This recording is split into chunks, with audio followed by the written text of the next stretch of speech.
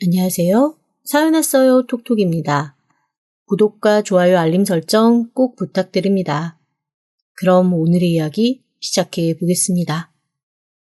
저는 올해 결혼 5년 차, 딱 40살 된 여자입니다. 처음에 결혼할 때 사실 몇 번이고 파혼을 생각했었어요. 저희 시어머니 진짜 완전 대박. 이런 시어머니가 요즘에도 있나 싶은 그런 분이었거든요. 하지만 결혼을 결심하고 지금껏 제가 참고 살았던 건 남편 때문이었습니다. 남편은 정말 착한 사람입니다. 어떻게 저런 시어머니한테서 이런 아들이 나왔을까 싶을 정도로 착해요. 그런 남편을 계속 보다 보니까 그래. 이 사람이 시어머니와 살 날은 앞으로 길어야 20년일 거고 나랑 사는 건 길면 50년도 살 텐데 이 사람 인생 내가 조금 옆에 있어주자라는 동지의식이 마구마구 올라왔거든요. 그래서 남편과 결혼을 결심했습니다. 결혼하고 나서 시어머니 볼 일 많이 없겠거니라고 생각하기도 했고요. 신혼집과 3시간 반 거리에 시댁이 있었거든요. 하지만 그건 완전히 제 착각이었습니다. 저희가 신혼집 구할 때는 한마디도 안 하시다가 정작 신혼집 구하고 나니 냉큼 저희와 가까운 곳으로 이사를 하시더라고요. 왜 거기로 오시냐고 말도 못하고 진짜 끙끙 앓았습니다. 집 근처로 오신 시어머니는 정말 끝도 없이 저한테 속 뒤집는 얘기를 하셨습니다. 얘, 너는 왜 아이를 안 낳니?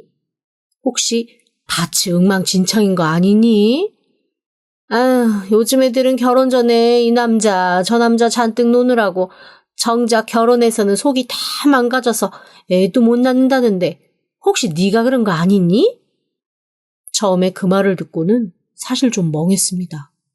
사람이 사람한테 할 말도 아니었고 더더군다나 시어머니가 며느리에게 할 말은 더욱 아니었으니까요. 이 할망구가 미쳤나? 라는 생각이 울컥 올라올 정도로 화가 났죠. 게다가 그 말을 저와 남편이 함께 식사 대접을 할 때 너무나 대놓고 하시는 거예요. 말하면서 고기 씹느라 우물거리는 입이 어찌나 밉던지 불판을 엎어야 하나 김치 그릇을 내동댕이 쳐야 하나 부들거리기만 했죠.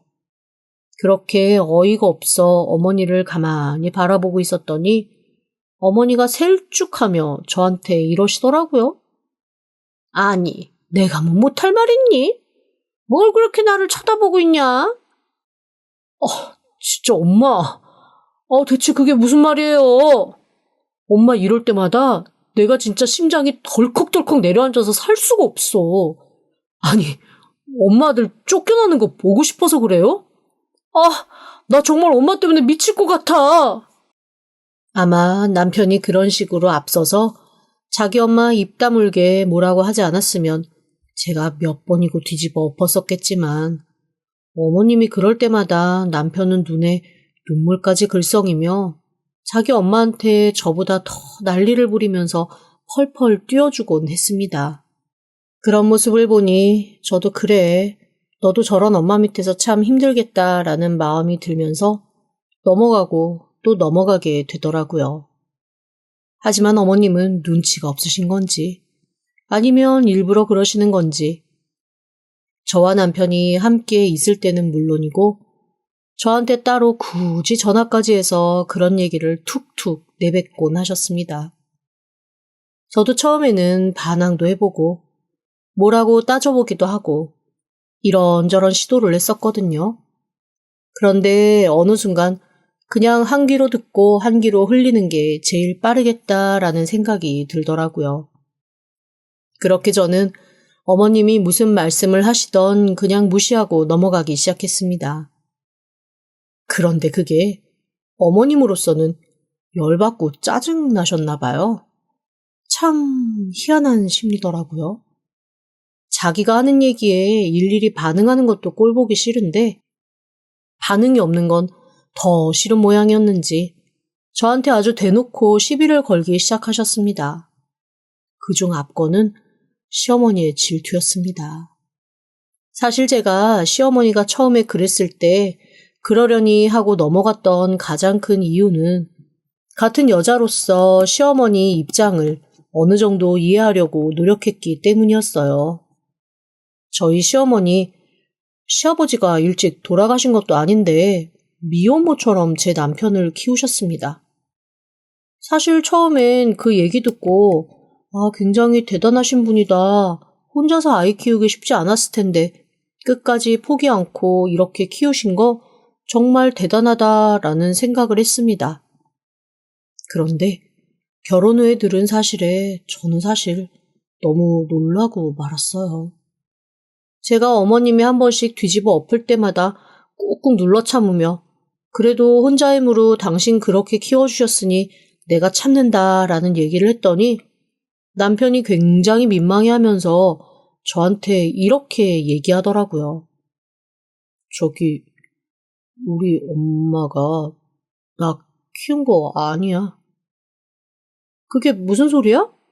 어머님이 나한테 분명히 그러셨는데? 당신 어머님이 미혼모로 혼자 키우셨다고? 아니라니까. 그래, 지금 와서 내가 뭘 숨기겠냐. 그냥 얘기할게. 그렇게 얘기한 남편의 말은 진짜 저로서는 기가 막히고 코가 막혀 헛웃음이 툭 나오는 그런 말이었습니다. 세상에 시아버지가 정말 착하신 분이었더라고요. 임신하고 우울증에 빠졌던 시어머니 대신 집안일도 다 하고 시어머니가 살고 싶다는 동네로 가서 새로 자리 잡고 시어머니를 위해 일도 다른 데서 그만두고 시작하실 정도로 시어머니를 여러모로 배려하셨다고 했습니다. 그런데 그런 남편을 두고 시어머니가 임신한 상태로 바람이 나셨다는 거예요. 결국 시아버지는 시어머니를 다른 사람 집에서 찾아냈고 네가 어떻게 뱃속에 내 아이를 가지고 이럴 수 있냐고 울부짖는 시아버지 앞에서 시어머니가 딱 한마디 하셨다고 하더라고요. 얘가 네 애인지 다른 사람의 애인지 나도 몰라. 그러니까 네 애라고 생각하고 싶으면 낳고 나면 네가 키워. 그 자리에서 시아버지가 쓰러지셨고 너무나 충격받은 마음에 반신불수가 왔다고 하시더라고요. 당연히 남편의 친가, 저희 시어머니의 시댁 쪽에서는 난리가 났죠. 하지만 그때까지만 해도 시아버지는 어머니가 바람을 피웠다 이런 얘기는 않고 그저 임신 우울증으로 자꾸 집 밖으로 돈다고만 말씀하셨대요. 뱃속 아이가 당신 아이라는 일말의 희망을 가지고 말이죠. 하지만 시어머니는 에라 모르겠다 될 대로 되라 라는 마음이셨는지 그날 이후 정말로 집에도 안 돌아오고 밖에서 노셨다고 했습니다. 하지만 배는 점점 불러오고 아이는 낳아야 하니 그때쯤 뻔뻔하게도 다시 집으로 들어오신 모양이에요. 하지만 이미 그 집에서는 시어머니를 받아줄 마음이 없었죠. 아무리 임신 우울증이 깊어도 반신불수된 남편을 두고 밖으로 도는 며느리 누가 반기겠어요. 게다가 놀랍게도 그 즈음 시아버지가 누군가를 임신시킬 수 없는 사람이라는 걸 알게 되셨다고 했습니다. 아무래도 몸의 절반을 움직이지 못하니 온갖 검사를 다 했었나 봐요. 그러니까 아버님이 무정자증이었던 거야? 사실 그 검사까지도 필요가 없었는데 돌아가신 할머니가 여튼 세상에 존재하는 검사라는 검사는 다 시키셨던 모양이야. 그 과정에서 밝혀졌다 하더라고. 그 결과를 듣고 온 집안이 난리가 나고 말았다네요. 결국 시어머니가 임신하고 있는 제 남편이 저희 시아버지의 친자식이 아니라는 게 밝혀진 거니까요. 그런데 저희 시어머니 정말 기막힌 분이셨습니다. 밖에서 어찌저찌 제 남편을 낳고 딱 100일쯤 됐을 때 시아버지 집 앞에 남편을 두고 잠적을 하셨었다는 거죠. 제가 그 얘기를 들으면서 너무나 기가 막혀서 입을 턱 벌리고 멍하게 남편을 바라보기만 했습니다. 남편이 씁쓸한 얼굴로 이렇게 말하더라고요. 그때쯤 우리 아버지가 몸이 조금 회복될 시기였는데 대문 밖에서 자꾸만 아이 우는 소리가 나서 다리 질질 끌며 나가서 대문을 열고는 그 자리에 주저앉으셨대.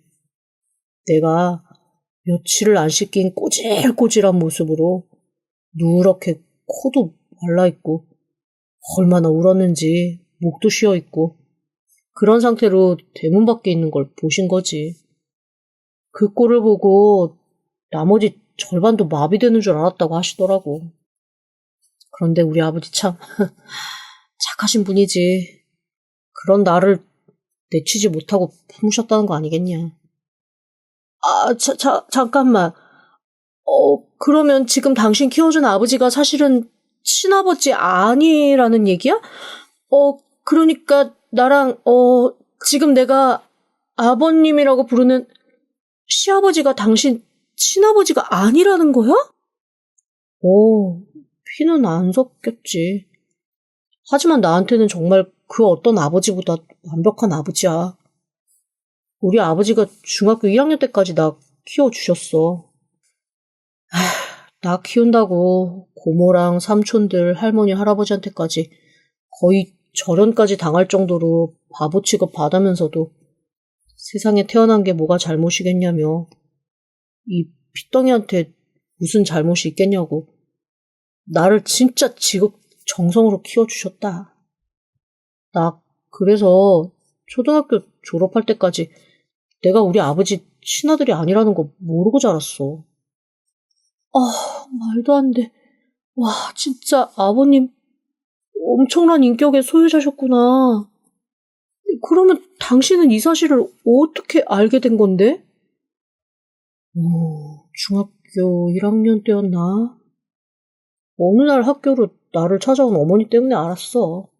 진짜 얼마나 당황하고 놀랐는지 몰라. 나 그전까지 어머니가 돌아가신 줄 알고 있었거든. 어머니가 찾아오셨다고? 학교로? 저는 그게 더 어이가 없었습니다.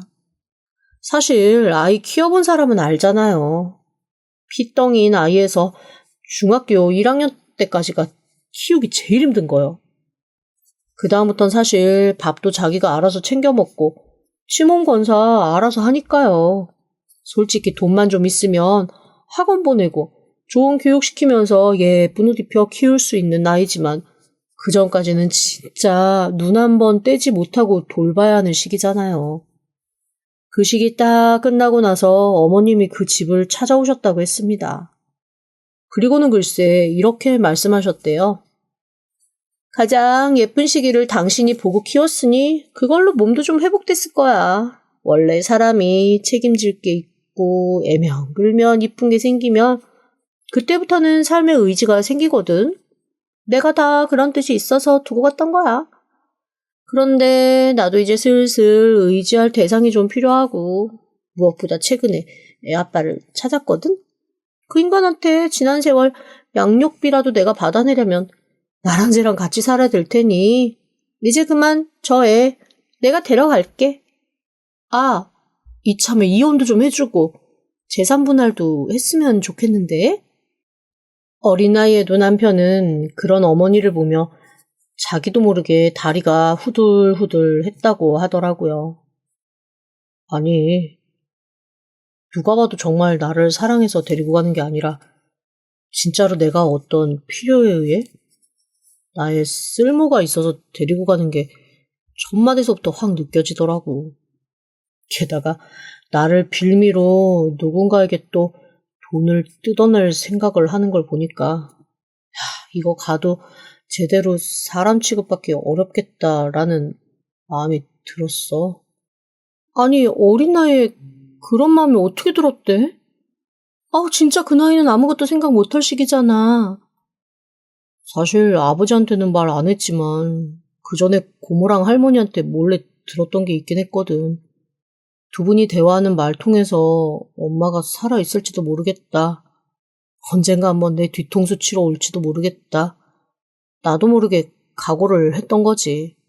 그 말을 하는 남편의 표정은 몹시 쓸쓸해 보였습니다. 어쨌건 절대 안 된다는 아버지를 보며 남편은 자기가 아버지 옆에 버티고 있으면 화병에 아버지 쓰러져 잘못될 것 같다는 마음이 들었다고 했습니다. 그래서 자발적으로 어머니를 따라갔대요. 대신 아버지에게 이혼해서 재산 주는 건 하면 안 된다고, 재산 받고 엄마 도망갈지도 모른다고, 글쎄 중학교 1학년짜리가 그렇게 말을 했다고 하더라고요. 철이 일찍 들었지. 세상도 일찍 알았고. 그런데 내 짐작이 맞더라고. 아버지가 돈 줬으면 큰일 날 뻔했지. 친부를 찾았다며 양육비를 받아내겠다고 제 남편을 데려간 시어머니는 꽤 큰 꿈을 꾸신 모양이더라고요.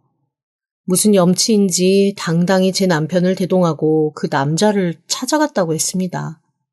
문제는 그 남자가 번듯하게 직장 다니는 그런 남자가 아니라 뒷골목에서 자릿세나 뜯어내며 사는 날건달이었다는 거죠.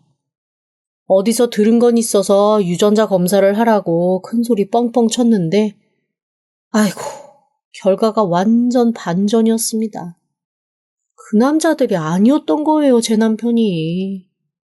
결국 어머니는 그 남자에게도 혼쭐이 났다고 했습니다.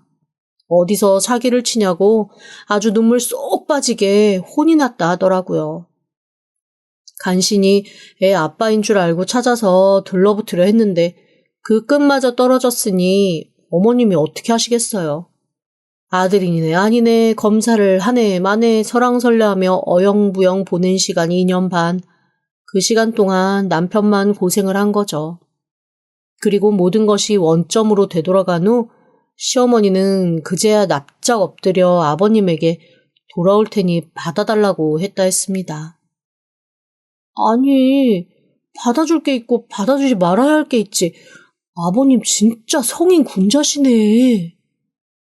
남편의 말을 듣고 나니 새삼 시어머니가 너무 어이없고 시아버지가 진짜 대단해 보이더라고요. 더 대단하다고 느꼈던 거는 시아버지가 저한테 진짜 한 번도 그런 티를 내신 적이 없다는 거였습니다.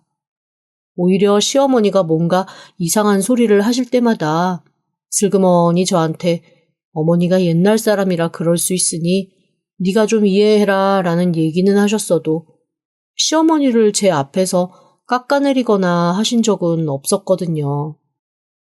시아버지가 그렇게 시어머니를 대하시니 저로서는 그래 아버님도 참으시는데 내가 뭘 하겠냐라는 생각을 하면서 또 그냥 넘어가게 되더라고요.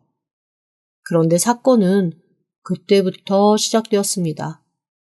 사실 제가 해외를 왔다 갔다 해야 되는 직업을 가지고 있습니다.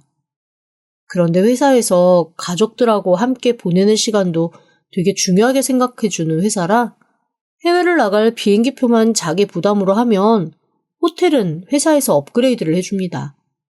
한마디로 가족과 함께 시간을 보낼 수 있으면 출장 간 김에 가족이랑 시간도 보내고 와라 뭐 그런 거죠.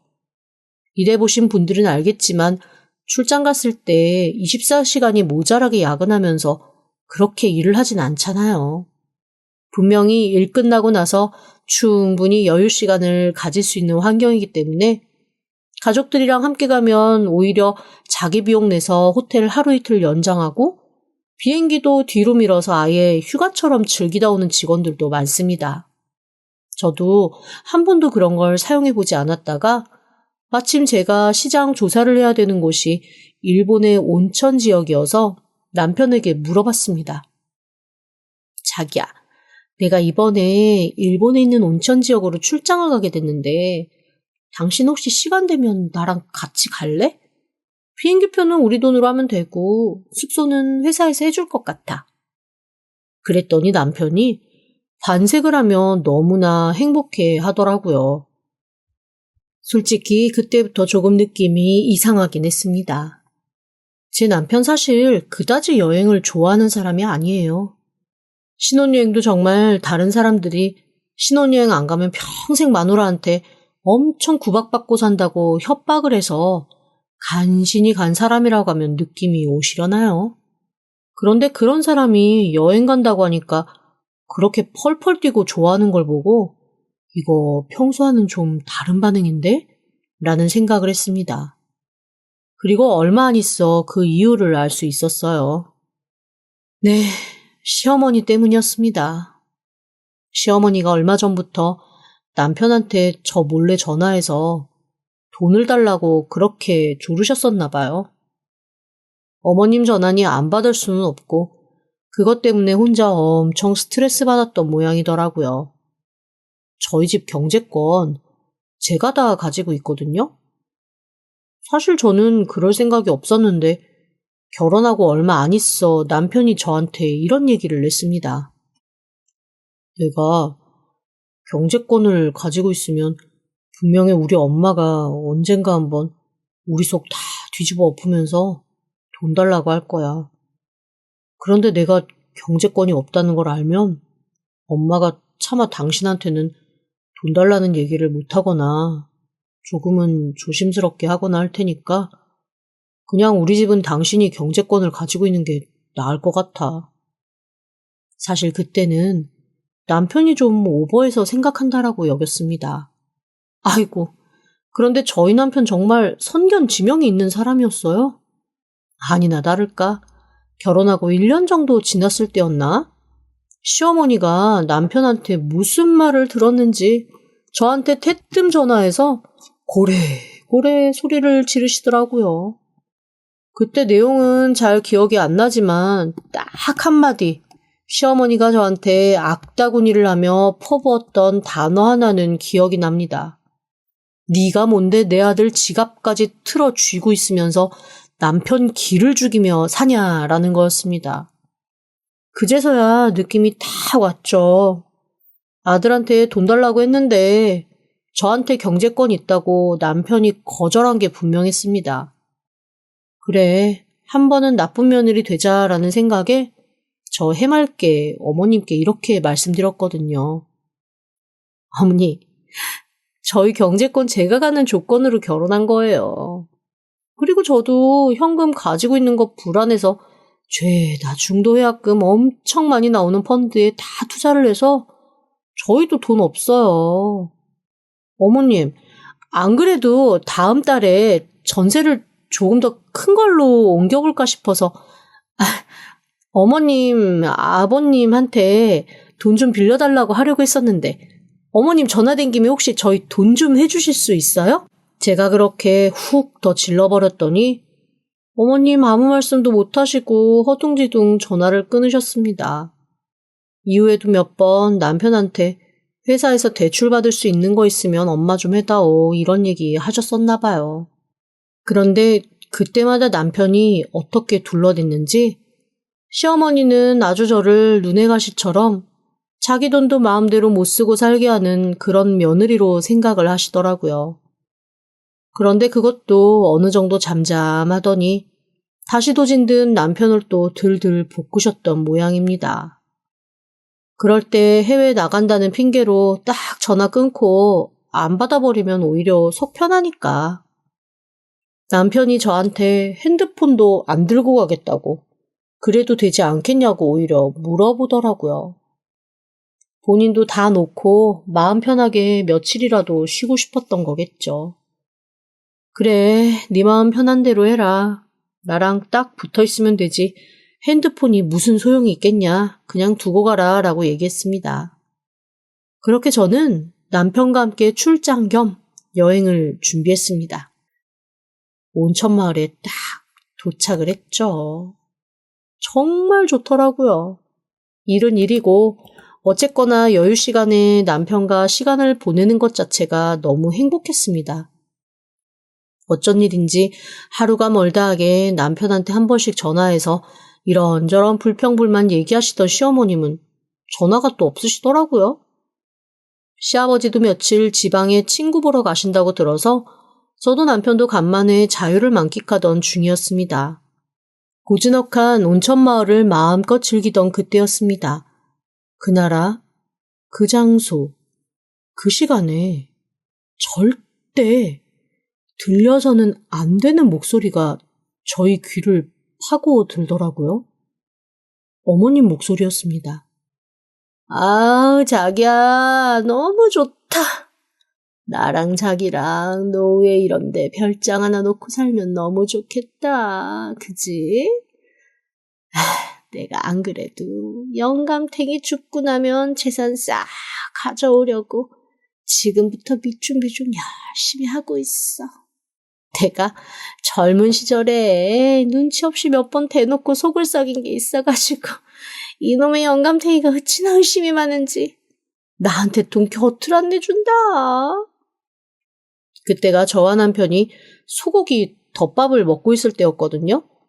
저희 둘 다 고기가 싸늘하게 식도록 아무 말도 못하고 가만히 고개만 숙이고 있었습니다. 바로 저희 뒤 테이블에서 그 목소리가 들렸거든요. 저와 남편은 밥도 먹는 둥 마는 둥 하고 조용히 일어나서 그 테이블로 갔습니다. 그리고 그 자리에서 너무 놀라 숨도 쉬어지지 않을 정도로 당황하고 말았습니다. 그곳에 저희 시어머니와 함께 앉아있는 사람, 제가 아는 얼굴이었어요. 바로 저희 시아버지의 친구였습니다. 남편도 그분을 알거든요. 변변치 않은 직업, 변변치 않은 집안 때문에 저희 시아버지가 몇 번 개인적으로 도와주신 적도 있는 그런 사람이었습니다. 그 앞에 가서 저희 둘이 우뚝 서니 두 분 다 귀신을 본 듯 놀라시더라고요. 참 제가 몇 년 동안 나는 귀가 없다, 나는 입이 없다 생각을 하고 꾹꾹 눌러 참았던 말을 그때는 참지 못했습니다. 저도 모르게 피식 비웃으며 시어머니에게 이렇게 말하고 말았어요. 어머님 말씀이 맞네요. 어머님이 하늘처럼 아버님 모시는 모습에 저 지금 진짜 감동받았어요. 이분이 그러니까 진짜 저희 시아버님이신 거죠? 세상에, 어쩜 고기도 이렇게 하나하나 발라서 놔주시고 너무 놀랍네요. 아니, 너희가 왜 여기 있니? 너 출장 간다는 애가 왜 온천을 와 있니? 아니, 그러니까 출장 간다고 거짓말하고 온천으로 너희 부부 놀러 온 거니? 어머님, 지금 어머님이 그거 따지실 자리가 아닌 것 같은데요? 저는 여기 출장 온 거 맞아요. 그리고 출장 오면서 제가 제 비행기표 돈 주고 사서 이 사람 데리고 온 거고요. 뭐 그런 설명 다 필요 없고 지금 어머님도 그럼 출장 오신 거예요? 한국에 있는 아버님께는 저희가 그럼 말씀드려야겠네요. 저는 정말 제가 할 수 있는 가장 공을 들여 시어머니한테 비아냥거리는 말을 남기고 그 자리를 빠져나왔습니다. 시어머니가 허둥지둥 제 뒤를 쫓아나왔고 그 아저씨도 당황하며 쫓아나왔지만 어이없게도 그 두 분 가게에서 붙잡혔습니다. 남자분이 내민 카드가 한도 부족으로 정지된 카드였거든요. 어머님은 숙소에 지갑을 두고 와서 자기는 돈이 없다. 그 아저씨는 아니 이게 왜 한도가 없지라며 서로 설왕설래 당황하는 걸 보고 저와 남편은 도움 주지 않고 그대로 빠져나왔습니다. 남편이 일어로 뭔가 가게 사람들한테 뭐라 얘기하는 걸 들었는데 나중에 물어보니 저희 남편 착하고 순둥순둥 얌전한 줄만 알았더니 아주 강단 있는 얘기를 했더라고요. 한국에서도 아주 유명한 사기꾼 커플이니까 그냥 경찰 부르라고 그게 빠를 거라고 얘기를 했다는 겁니다.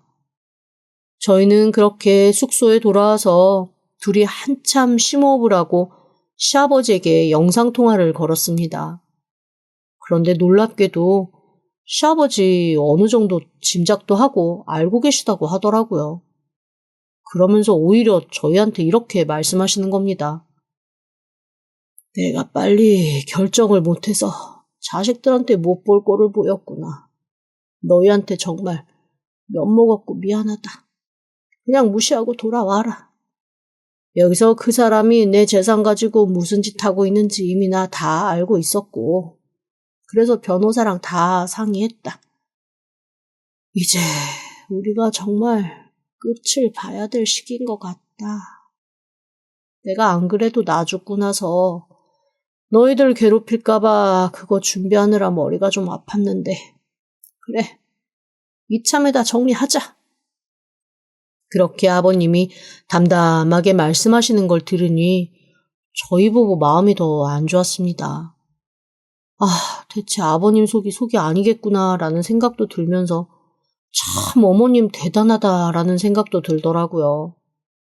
다음날 저희는 귀국행 비행기를 탔고 일본에서 경찰한테 무슨 얘기를 들은 건지 아니면 원래 귀국날이 그거였는지 시어머니는 이틀 뒤 쭈뼛쭈뼛하는 모습으로 눈치 보듯 집으로 들어오셨습니다. 하지만 이미 게임은 끝났죠. 아버님은 시어머니 앞에 이혼 서류를 내미셨고 처음엔 시어머니 자기가 뭘 잘못했냐며 펄펄 뛰시다가 아버님이 그동안 꼼꼼하게 모아온 자료들을 보면서는 위자료라도 많이 받으려고 있는 폐악 없는 폐악을 다 부리시더라고요. 그런데 저희 아버님 진짜 무서우신 분인 게 그거를 다 듣고 계시다가 왜 이거는 줄 수 없고 왜 이거는 해줄 수 없는지를 또 다 설명을 하시대요. 결국 본인이 잘한 거 하나도 없다는 거 알게 된 시어머니 말 그대로 알몸뚱이로 집에서 내쫓기고 말았습니다. 이후에 남편이 아버님 앞에 무릎 딱 꿇고 이렇게 얘기하더라고요. 아버지, 피도 안 섞인 자식 저희만큼 키워주셨는데 제가 진짜 아버지한테 뭘 어떻게 해드려야 될지 모르겠어요. 저도 아버지가 원하시는 대로 할게요. 그러자 저희 시아버지 무심히 신문을 들척들척하며 남편 한번 힐끗 보고 이렇게 말씀하시더라고요. 야 이놈아, 네가 내 아들이 아니면 누가 네 애비고 누가 내 아들이냐. 그게 사람이 꼭 피가 섞여야 부모 자식이 아닌 거야. 같은 시간을 공유했고 서로가 서로를 생각하는 마음이 어느 정도이냐. 그게 가족의 척도인 거지. 너는 네 처랑 피가 섞여서 가족이냐? 별 쓸데없는 소리를 다 하고 있어. 애미야, 오늘 저녁에는 나가서 한우 갈비나 먹자. 내가 아주 허증이 나서 고기가 땡긴다. 네, 아버님. 출장 수당도 나왔으니까 그걸로 제가 쏠게요. 그래, 너는 고기를 쏴라. 그러면 나는 너희한테 아파트를 한 채 쏠 테니. 에? 놀란 저와 남편에게 아버님은 담담히 저희한테 신축 아파트를 한 채 사주겠다고 하시더라고요. 세금도 다 아버님이 알아서 내주셨어요. 사실 저희한테 진작에 집 한 채 사주고 싶으셨는데 어머님이 그러면 괜히 저희한테 질척거리며 찐짜 붙을까봐 시기만 보고 있었다 하시더라고요.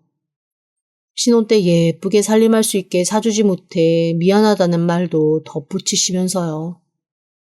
그러면서 지금 저희가 살고 있는 집은 전세나 월세로 내놓아서 저희가 추후 재산을 불리는데 그냥 쓰라고 쿨하게 저희한테 줘버리셨습니다. 저 시어머니 복은 진짜 객광이었는데 시아버지 복은 좀 있는 것 같더라고요. 어쨌건 저희 가족은 엉망진창 시어머니 하나 내보내고 나니 훨씬 더 서로를 생각하며 규모 있고 다정한 가족으로 거듭나게 되었습니다. 조만간 시아버지한테 한번 슬쩍 집도 넓은데 같이 사는 거 어떠냐고 여쭤보려고요. 저도 그렇고 남편도 그렇고 시아버지가 혼자서 외롭고 쓸쓸히 늙어가시는 거 원하지 않거든요. 시아버지가 못 이기는 척 허락해 주셨으면 좋겠다는 바람입니다. 지금까지 들어주셔서 감사합니다. 구독과 좋아요, 알림 설정은 사연 왔어요 톡톡에게 큰 힘이 됩니다. 지금 바로 구독 부탁드립니다. 그럼 다음 사연으로 또 찾아오겠습니다. 감사합니다.